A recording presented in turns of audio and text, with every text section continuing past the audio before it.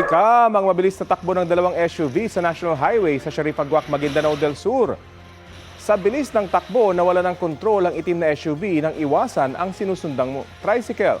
Bumangga ang sasakyan sa poste ng arko sa barangay Satan. Sa lakas ng impact, nawasak ang kanang bahagi ng SUV. Ayon sa pulisya, bahagya nasaktan ng driver at wala namang ibang nadamay sa aksidente. Patuloy ang investigasyon ng pulisya ukol sa insidente. Walang pahayag ang driver ng bumanggang SUV. Tukoy na ng National Bureau of Investigation ang sinasabing mastermind sa tangkang pagpatay kay Sharif Agwak Mayor Ahmad Mitra Ampatuan.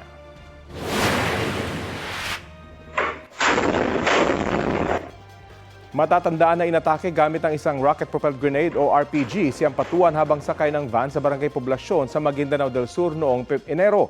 Ayon sa NBI, natukoy ang mastermind matapos ituro ng suspect na nagsilbi umanong lookout sa krimen. Sumuko siya dahil sa pangamba sa kanyang buhay. Tiniyak naman ng NBI na ligtas ang lookout sa kanilang kustodiya. He will be under the protective care of the Bureau until check din namin if he will qualify as a witness sa WPP. So we'll coordinate with the WPP. May intel kami na yung iba may patong na sa ulo. So natatakot sila para sa kanilang buhay, at the same time sa kanilang pamilya.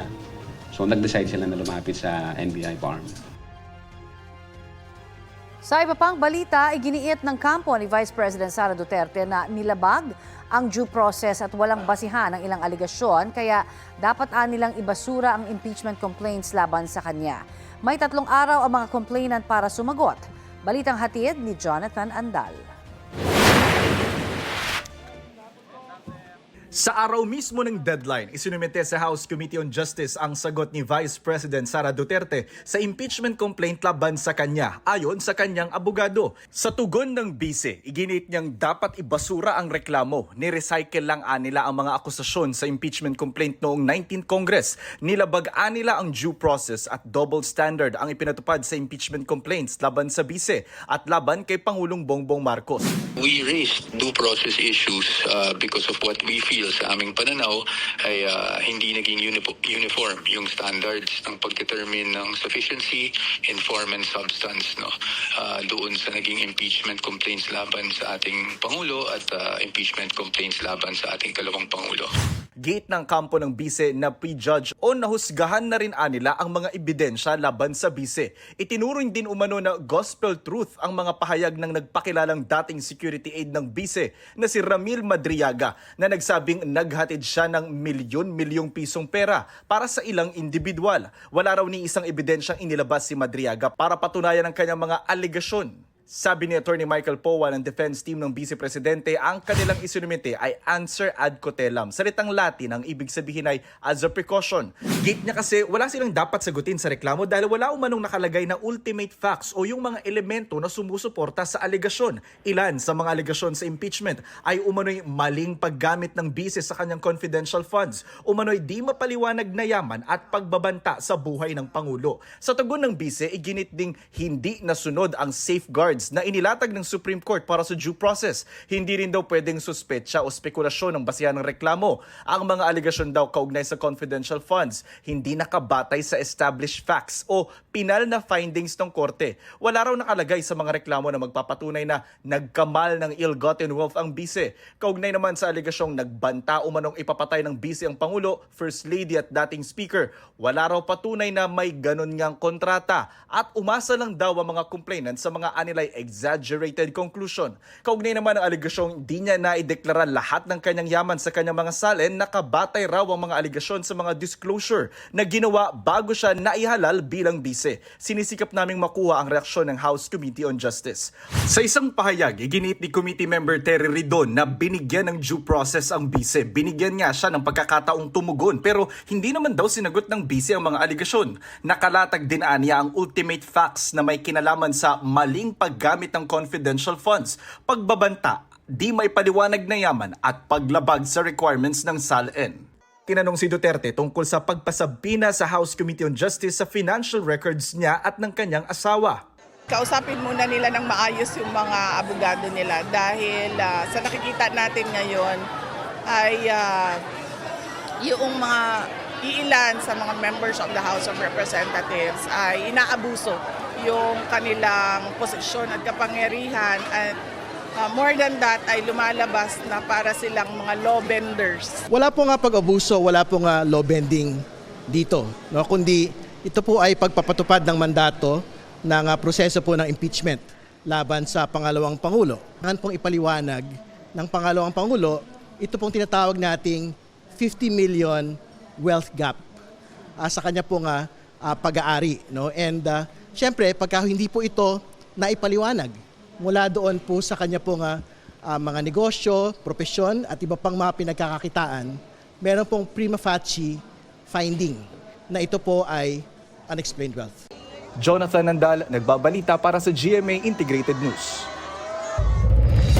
Ito ang GMA Regional TV News.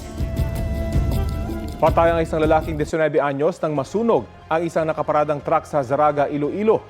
Kwento ng truck driver na nang makita niya ang apoy, ginising niya ang dalawa pa nilang kasamahan na natutulog noon sa likurang bahagi ng truck. Hindi raw nila alam na natutulog naman sa front seat ang biktima. Ayon sa Bureau of Fire Protection, bago ang insidente, inutusan ng truck driver ang lalaki na bumili ng sigarilyo. Kabilang ngayon sa mga tinitinang posibleng sanhi ng apoy ang nakasinding sigarilyo. Inaalam din kung may foul play o sinadya ang nangyari. Isinailalim sa autopsy ang bangkay ng biktima.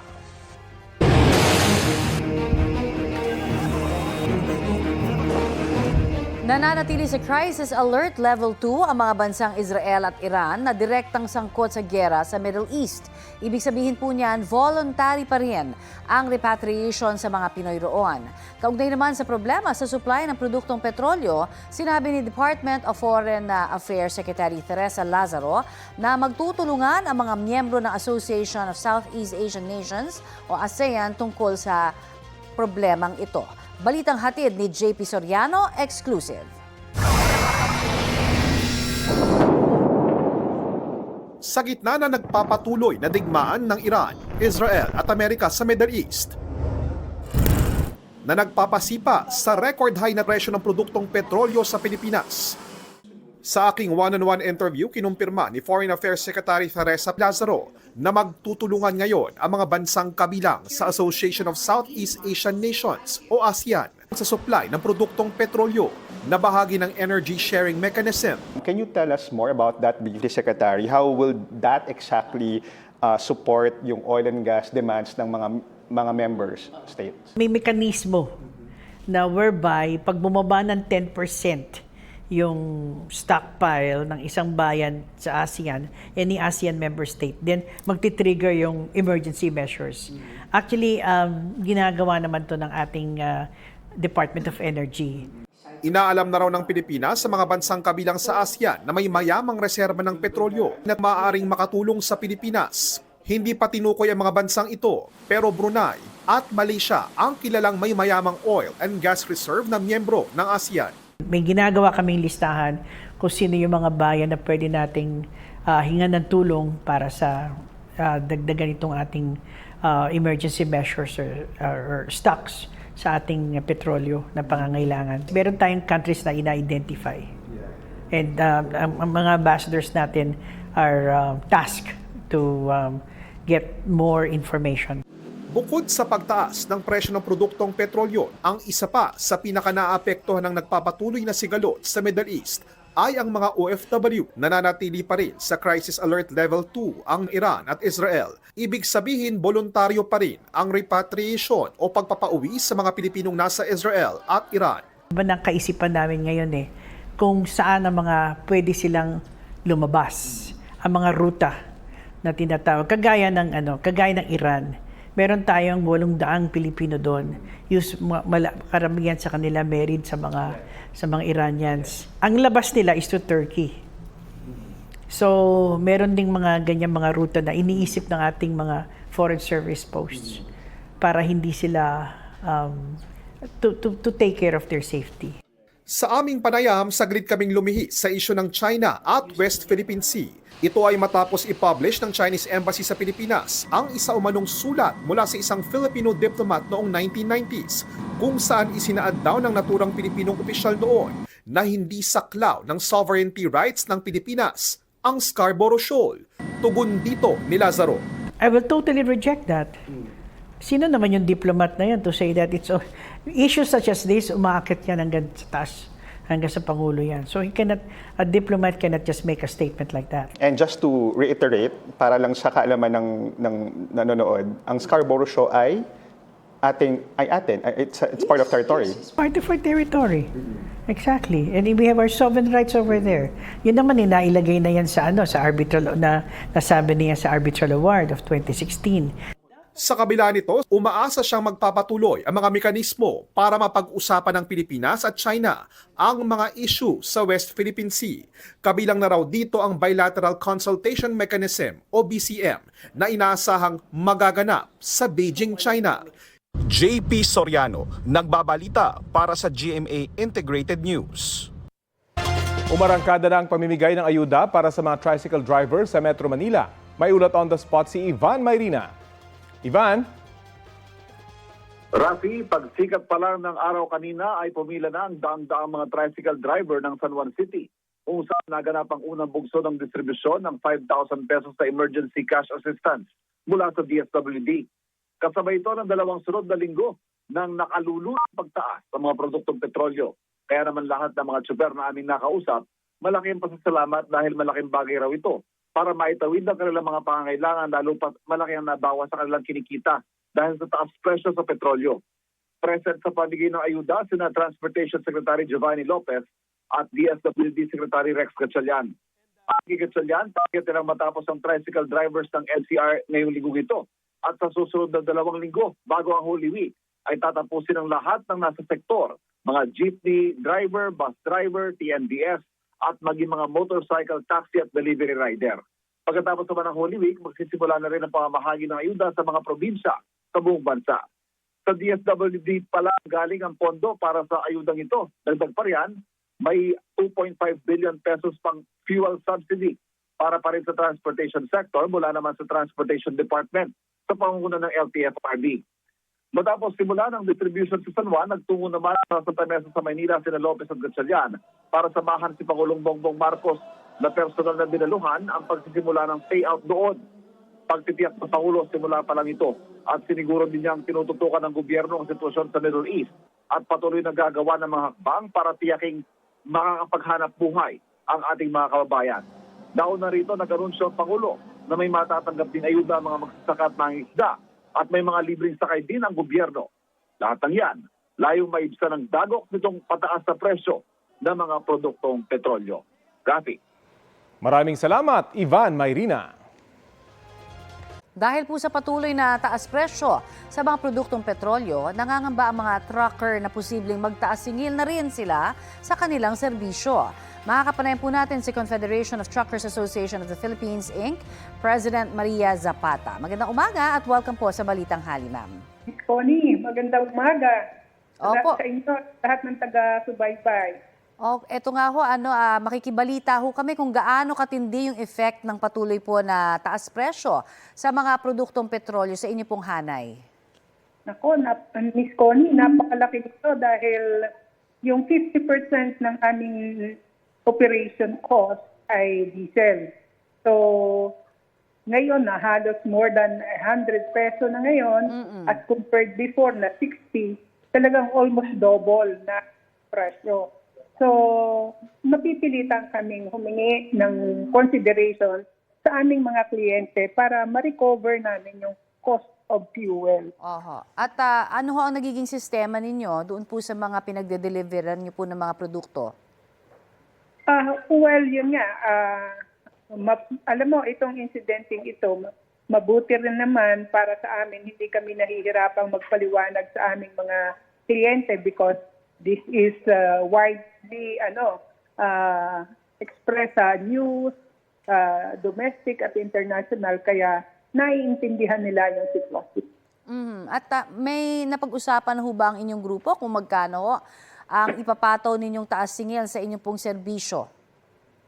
Noong last week na ang ating rate is 90 peso per liter, nag-agree kami na we will be requesting a 30% increase on the current rate that we were having before, no? Apo. Pero ngayon, nagdagdag na naman tayo ng 10 pisong mahigit.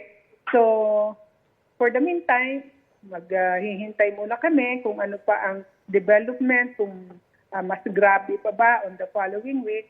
And then siguro, magsisit down ulit kami sa mga grupo namin para mapag-usapan kung what would be the best approach sa mga kliyente. I see. At ano ho yung mga produkto ba na direkta hong apektado nito po? Alam mo, Ms. Connie, nakakatakot nga ito dahil kung madidelay ang arrival ng lahat ng kargamento, nakakatakot dito yung food, yung pagkain. Sa mga bata, siyempre, nandun yung pandede. Yun namang medicine para sa mga senior citizen na kagaya namin na may mga maintenance na. So, tapos yung raw mat sa mga pabrika. Pag yan yung mga na-delay at nagkaroon ng pagbagal ng dating, so maapektuhan ang production sa planta. So, it will cause an artificial displacement again ng mga tao at ng mga trabahador. Napakaraming magiging komplikasyon nito kung hindi magkakatulong-tulong ang gobyerno at saka ang private sector. Sa ngayon ho ba, ano ho ang inyong hiling sa gobyerno natin? Well, kami kasi, never kaming kasali sa mga patulong ng gobyerno. Never. As I remember, wala pa kaming natanggap ever since. So, alam mo naman, mas magagaling sila, mga economists sila kung sinasabi nila na they are requesting na maalis yung mga taxes on the fuel, but of course, affected naman ang government collection. So, kami, umaasa na lang doon sa mga, mayroon kaming mga pwedeng matipid sa operation namin na inilahad namin sa kanila dati at continuing na inilahad namin sa kanila, sana ma-address nila yon. At kung sakaling ma-address yon, ay kahit 5,000 bawat biyahe, makakatipid kami. Okay. Yung sa excise tax po, makakatulong din ho ba yan sa inyo?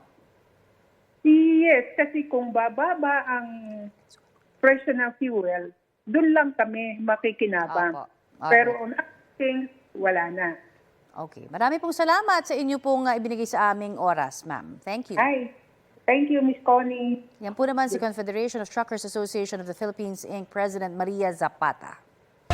Ilang tricycle driver ang hindi raw nakakuha ng 5,000 pisong ayuda sa payout center dyan po sa Batasan, Quezon City. At may ulat on the spot si Ian Cruz. Ian?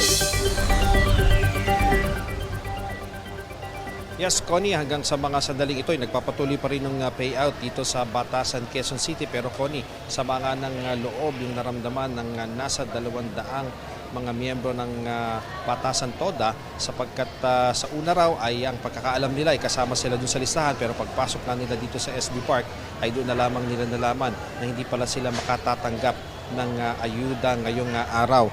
At labis ang panghinayang ni Gilbert Golondrina, 12 years na driver dito sa Batasan Toda, at mga kasamang sina Jomar Gaspar at Ricardo Manakelod. Ang alam daw kasi nila kasama sila sa unang listahan, pero nung sumapit nga sa verification section, doon na nila nalaman na hindi sila kasama sa mabibigyan. Kaya apila nila sana maayos ang kanilang problema at makakuha rin ng 5,000 pisong ayuda. Ayon kay Jenny Pesico, presidente ng Batoda, nasa 2,300 lahat aktibong miyembro nila na isinumite para sa ayuda, pero paglabas daw ng listahan, 1,518 lamang ang kwalipikado. Ayon sa team leader ng DSWD, wala pang maaring magpa-interview sa kanila, pero pinacheck na kung nahalo ba ang pangalan ng ibang tricycle driver sa ibang distrito ng Quezon City. Samantala, Connie, umaabot naman sa kalahating oras hanggang sa kulang 1 oras ang mahabang pila ng mga tricycle driver sa labas ng SB Park. Matapos ang pila sa labas, sasalang naman sila sa verification, adjustment ng data kung may kailangan, at saka pa lamang yung payout. Isa nga ang lady rider na si Ana Fe Peralta sa nakakuha ng 5,000 pesos. Malaking bagay daw ito sa kanilang gastusin ngayong mahal ang petrolyo, pero hindi rin daw tatagal ang ayuda dahil kada araw nasa 400 pesos ang ikinakarga nilang gasolina. Anya 6 a.m. siya pumila at pasado alas 7 ng umaga ay nasa loob na ng SB Park, pero sa verification may mga kailangan daw ayusin na detalye, kaya sa kabuuan ay tumagal daw siya ng 2 oras at bago nakuha ang ayuda. Connie, kanina bago mag alas 11 ay umalis na dito sa SB Park ng Batasan yung nasa 200 nga na mga hindi nakakuha ng ayuda. Ang ipinaliwanag naman sa kanila ng mga taga Quezon City local government at kinatawan ng DSWD ay iaayos yung data nila. Karamihan dyan, Connie, ang sinasabi sa atin ng presidente ng Batoda ay hindi maayos yung birthday na naka-entry doon sa kanilang pangalan, kaya hindi sila naisama doon sa master list na mabibigyan ng ayuda ngayong araw. Pero ang sinabi nga doon sa mga 200 mga tricycle drivers ay pwede silang bumalik sa Huwebes kapag naayos na ay bibigyan sila ng ayuda. At tinyak naman ni ASEC Irene Dumlao ng DSWD na ang bilin talaga ng Pangulo ay walang maiiwan dito sa lahat ng mga tricycle drivers na nag-a-apply na makakuha ng ayuda. Yan muna ang latest mula rito sa Batasan. Balik sa iyo, Paul. Maraming salamat, Ian Cruz.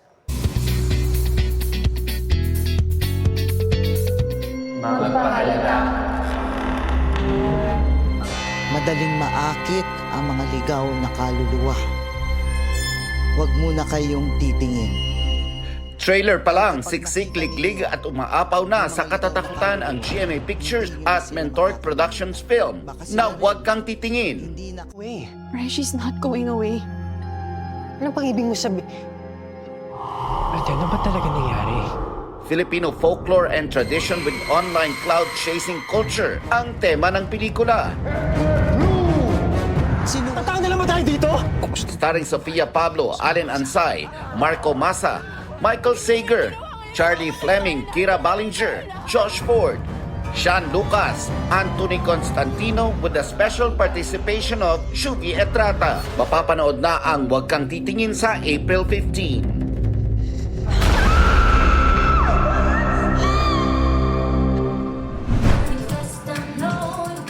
Alam mini concert naman ang media conference ng Newest Kapuso Afternoon Prime Series na Born to Shine. Ang cast may kanya-kanyang performances on stage. Aking liwanag sa puso'y nagniningning, papalutan ng ilaw ang buong daigdig. Ang bidang si Stephanie na gumaganap as Jenny Sikat, kinanta ang original theme song ng serye.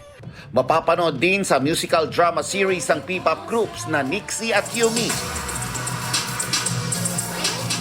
Kumanta rin ng original song si Michael Sager.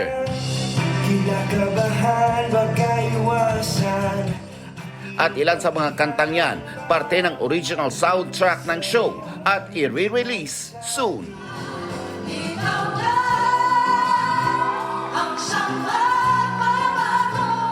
Nostalgia naman ang hatid ng OG divas ng 80s at 90s na sina Tina Paner, Manilyn Reynes, Rosel Nava at Vina Morales na inawit ang kani-kanilang OPM hits. Makaka-connect daw ang bawat generation sa kwento ng series. Nakaka-relate po ako and I really want this show to not just inspire us to work harder and to stay in the industry, but also the people who are gonna be watching this, they will get motivated. Itong Born to Shine really connects generations kasi nandoon kami, di ba? Tapos yung mga new generations na mga manunood ngayon, makikita nila yung different type of stories. Kasama rin nila sa serye ang veteran stars na sina Tessie Tomas at Smokey Manaloto, pati sina Migs Cuaderno at Cheryl Cruz. Mapapanood na ang Born to Shine simula March 23 mula Lunes hanggang Sabado, 2:30 p.m. sa GMA7. Nelson Canlas nagbabalita para sa GMA Integrated News. At ito po ang Balitang Hali. Bahagi kami ng mas malaking misyon. Ako po si Connie Sison. Rafi Tima po. Para sa mas malawak na paglilingkod sa bayan. Mula sa GMA Integrated News, ang News Authority ng Filipino.